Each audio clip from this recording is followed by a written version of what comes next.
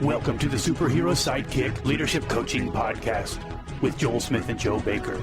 We're here to help you develop your superpowers.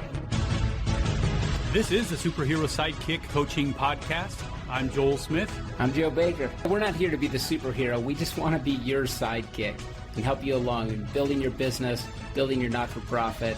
Let's help you grow it fast and really scale. Be sure to check us out on Facebook and visit us at superherosidekick.com. Hello, welcome back to the Superhero Sidekick Coaching Podcast. I am Joel Smith, and I am with my co-host, Joe Baker, and Joe is in Colorado, Colorado Springs to be more exact. And so, Joe, what's happening with you today? Not a lot. It's spring break this week, so kids are home, hanging out with them, wrestling with them, and just having a good time with my boys.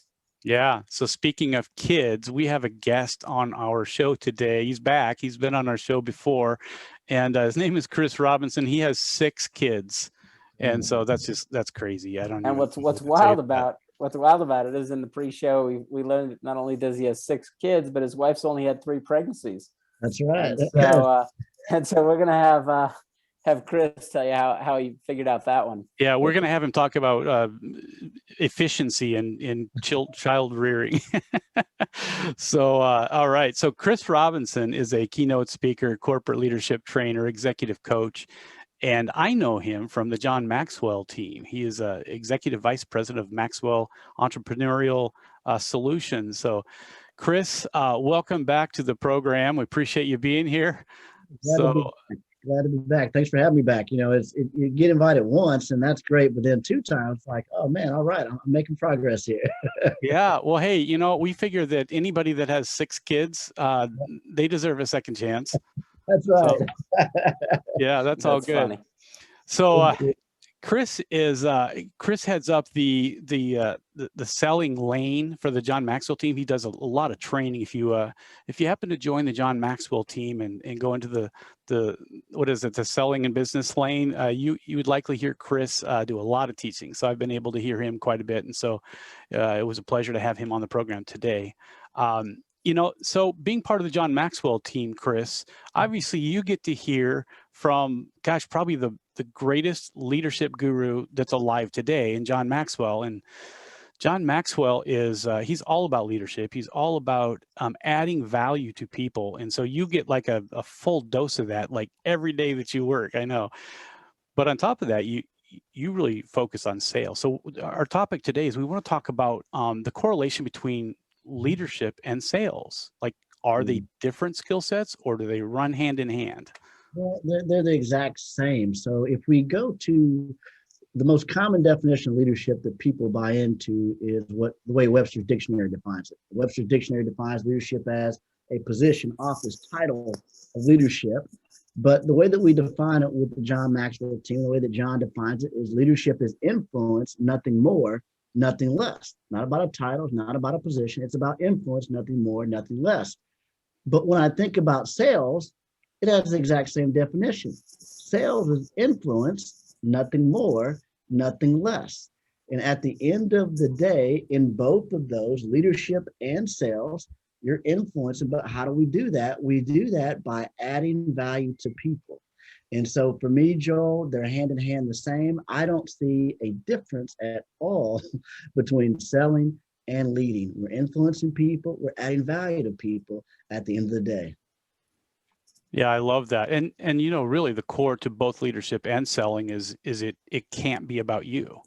It needs to be about making a difference. And, Right. and if you're great at selling, that's what you're doing. You're really doing it for the people that you're serving, and leadership is no different. Your clients might look a little different. That's really the thing. So, yeah. How has being part of the John Maxwell team influenced your selling ability? Because I know you started off with sales, and so this leadership thing came along a little bit later, and so you've been able to merge those. How has that really affected your sales? Yeah, so I started off as sales, but very early into my sales career, I moved into sales management, which was leadership. And so that's when I really got bit by the bug for leadership and people development, because I knew it was one thing if I could be a great salesperson. I knew it was another thing if I could be a creator of great salespeople. And oftentimes, people think, especially salespeople inside of organizations, they think their value is in being the top salesperson. And that's great. But what's of greater value to any organization is a person that can replicate many salespeople. So instead of being the star, becoming the star creator was what I fell in love with. And so that's when my journey of leadership development began, was probably back in 2002, when I really began listening to John on VHS and looking at the space of leadership.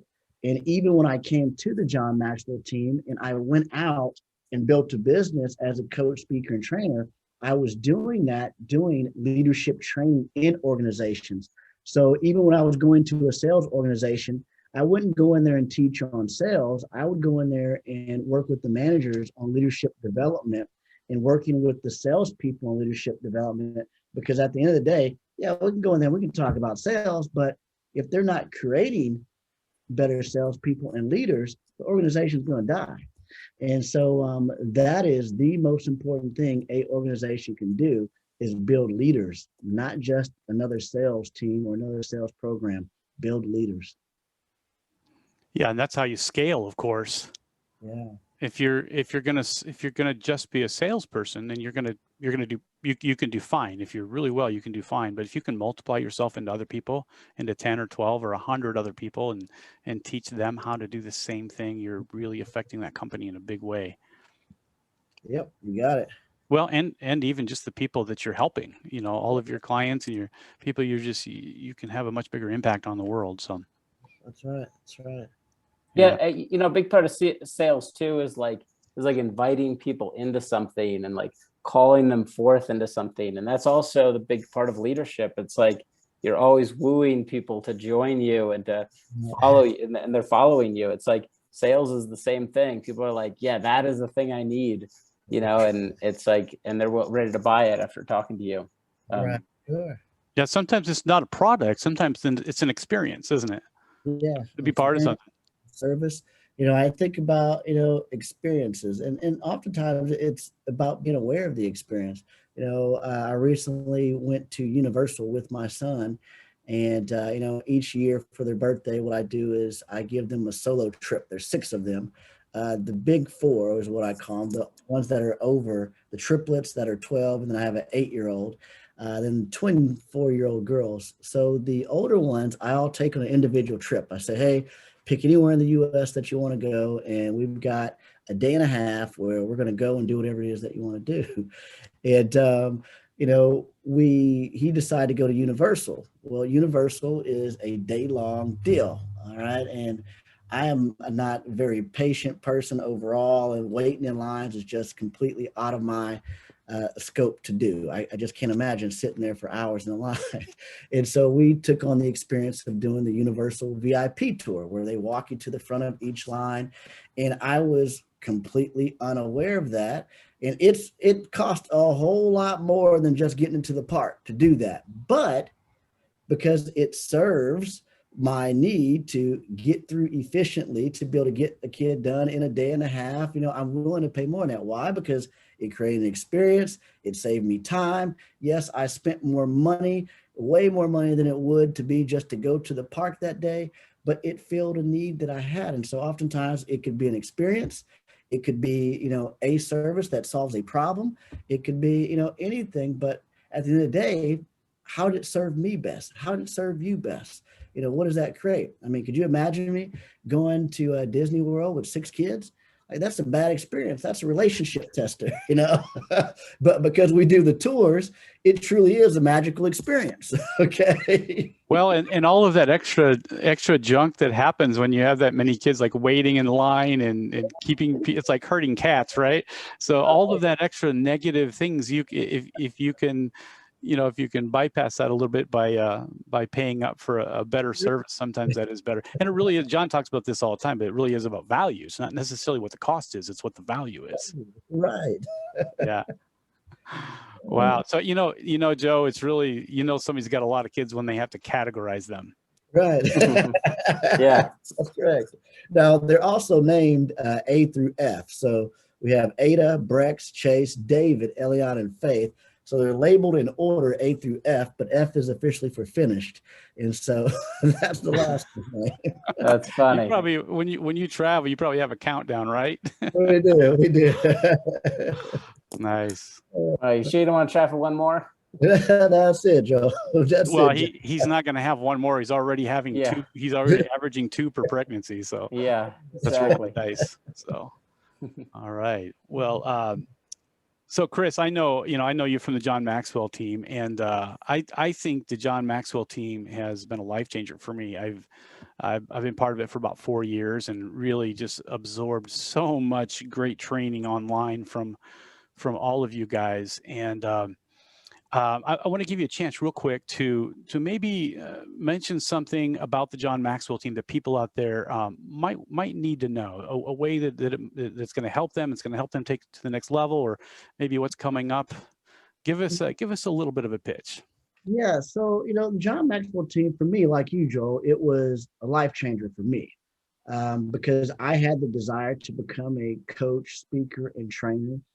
Because I had that desire inside of me to make a difference in people's lives. I thought, man, when I go back to that sales management career, and I thought, hey, I really love this 10% of the job. The 10% of that job is developing people. I said, what if I can do that 100% of the time? And so getting into the world of coaching, speaking, and training, I had no idea how to build a business as a coach, a speaker, or a trainer, because I didn't know how to monetize the soft skill of leadership development. When I came to the John Maxwell team, they had content that I could utilize. They had a proven system for speaking, coaching, and training.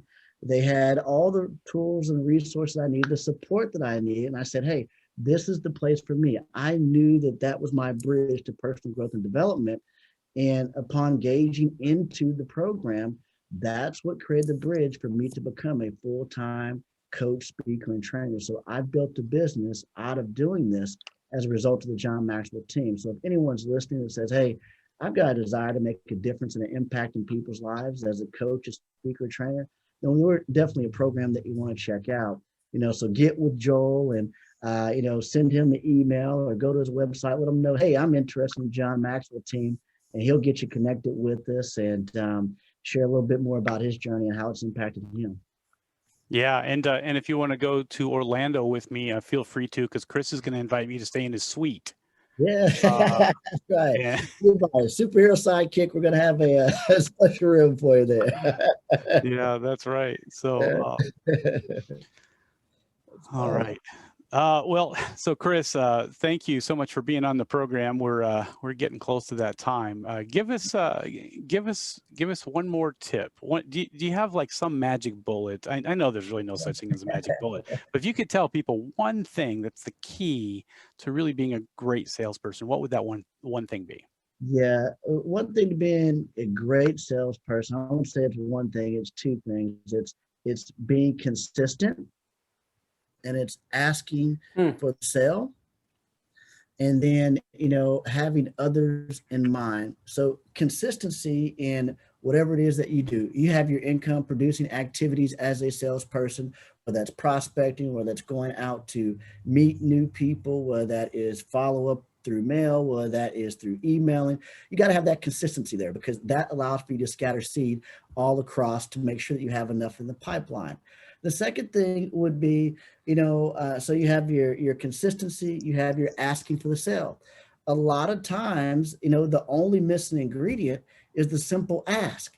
It's the simple ask. I have so many coaches and speakers say, well, Chris, I went out and I delivered a free talk, or I delivered a free coaching consultation, and then nobody did anything afterwards. And then I asked a simple question. Well, did you ask them to take a next step? Well, no, I just thought that if I delivered really well, then they would be interested. No, you have to ask as that next step and give them something that you could take them to. And then the third thing would be that you have others in mind first. It's got to be people first as a salesperson. So your product, your service isn't for every single person on the planet. Okay. I know some of you believe that, and that's okay. But look, you are called to work with somebody, not everybody. And so not being attached to the outcome when someone says no, and making sure that, hey, you're serving the people that you're supposed to serve, and not trying to sell to somebody just because you think, hey, I need to sell to this person. Put people first, and those sales will come. So consistency, asking for the sale, putting people first, that'll give you a great path to really add value to people and becoming the salesperson that you want to become. That's good. That's a great way to finish it up here. So, hey, if you want to know more about Chris, Chris, how would they go about getting a hold of you? Yeah, so you can go find out more at johnmaxwellteam.com. So johnmaxwellteam.com, and we'd love to hear from you. But get in contact with Joel so he can tell you all about it. Yeah. If you want to see pictures of his kids, who knows? Maybe he'll accept a Facebook invitation. I don't know, but there we go. Well, that probably wasn't appropriate, right? Just invite your kids to be part of their lives. Anyway, hey, thanks everybody for listening. Joe, how do they get a hold of us? Yeah, come on out to superherosidekick.com and check out the different things we offer. You can also subscribe on pretty much any podcast system you can get us, could be Apple or Spotify or wherever else you listen to podcasts. And make sure to subscribe, and also find us on Facebook. When you start a Facebook page, it's always pretty depressing when you only have couple hundred friends. So we need more. We need more people because it's a brand new podcast, and we want to get people following us. All right. Hey, thanks everybody, and we will see you next time.